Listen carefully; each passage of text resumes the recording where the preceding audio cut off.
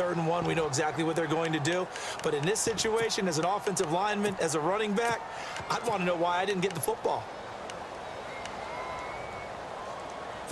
And no move to get the offense off the field. They're going on 4th and 5.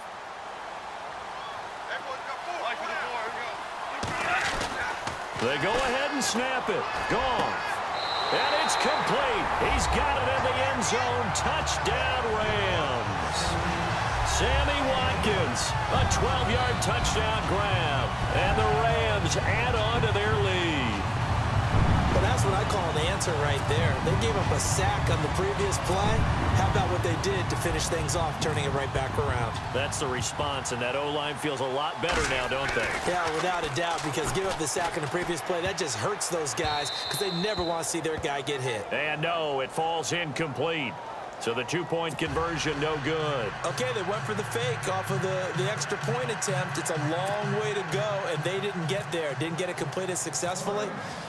Did someone dare them to do that? Did someone double dog dare them I was going to ask you, maybe they saw something on film, but do you see something on film with those to try something from the 15 on a PAT? I don't know. The only thing they needed to see on film there was a snap, a hold, and someone kicking the ball through the post.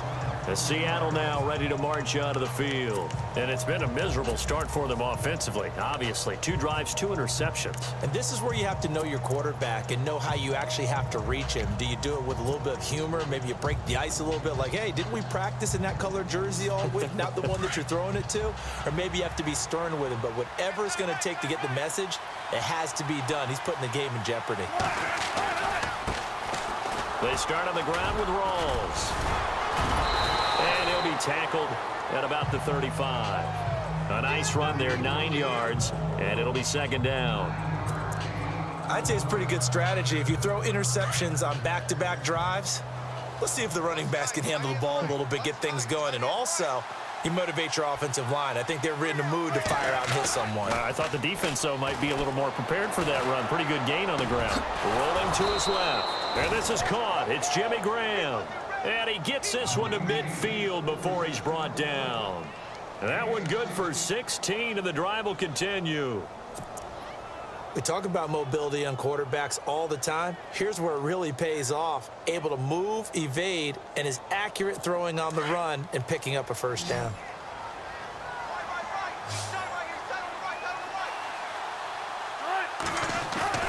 From midfield now, here's Wilson. Flush to his right. And some room to work.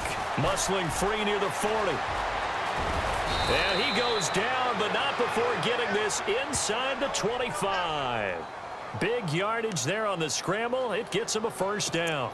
Now, those are the ones that hurt defensively. You do everything right. Excellent pressure, good coverage downfield, and then he slips out the back door and turns it into a nice gain. Now Wilson on 1st down, eluding the pressure right. Fights loose.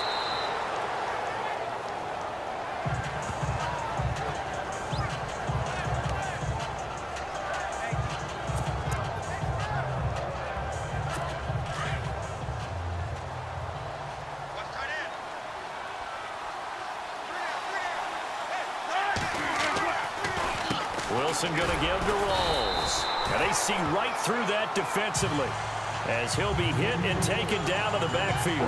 It'll be a loss of a yard, and that's going to bring up a 3rd down.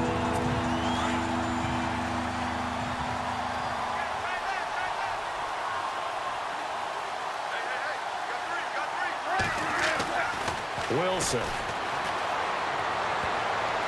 And that is incomplete. I think that was a good job there defensively. They did allow him to drive all the way downfield, but once they got their backs to the goal line, they really turned up the pressure. Yeah, they let him get all the way down here. Now the field shrinks. They've struggled to convert, and that last incompletion brings up 4th. And no field goal try here from the red zone offense out there. They'll go for it on 4th. They'll try and throw for it with Wilson. Through an opening, and there he goes. And a great return as he takes us up just shy of the 45. You hear me laughing, partner, and I'm not laughing at the situation, but sometimes you just get yourself into a rut. It's hard to shake yourself out of it.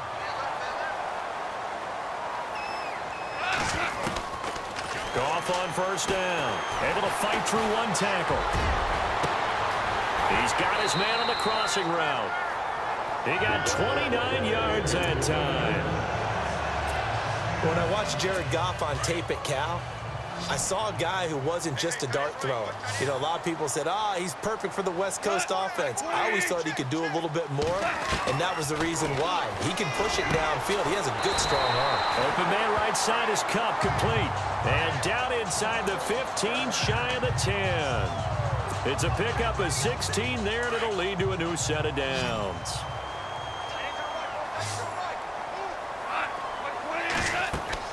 Now Goff on first down. And they'll set up the screen to Gurley. A big hit.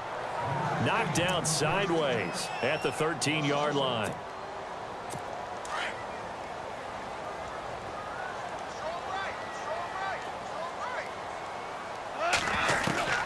Again, Goff. And that one got tipped. Kind of threw everything off. It brings up third. Well, we're not playing 3 yards in a cloud of dust football anymore. I kind of get why those old school coaches sometimes didn't want to throw the football. Because if it's popped up in the air, it almost turns into slow motion. And both sides trying to get to the football, and you're holding your breath wondering whether it's going to go good or bad for your team. And that's incomplete. That would have been a great catch, but it's real difficult to hold on to it because it was contested all the way. Would have been a great play if he'd been able to haul that one in. So on fourth down, Goff will yield to Greg Zuerlein for the field goal try. Throwing is Mannion.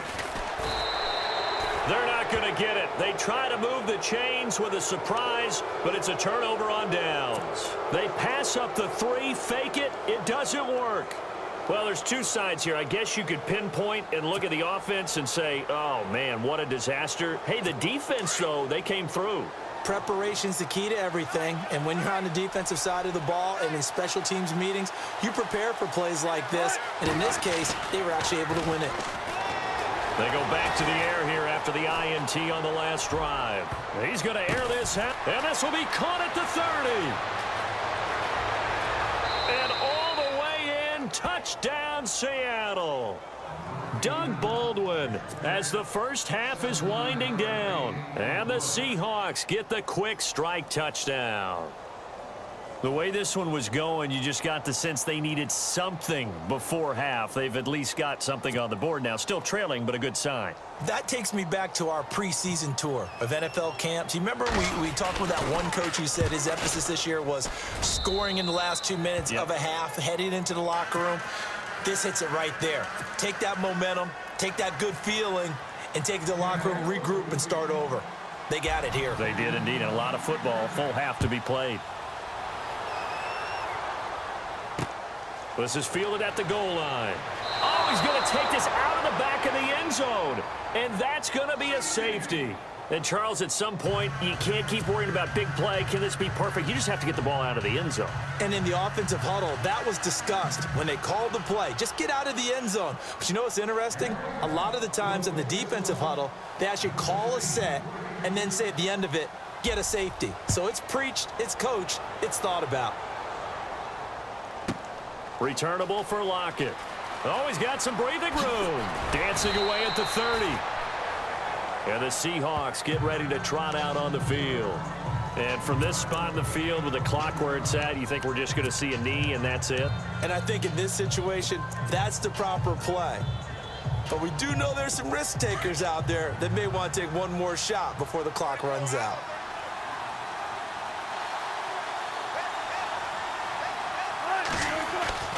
Final play of the half. It's Wilson. He hits Baldwin right side. And able to get this one across the 45 before he's brought down.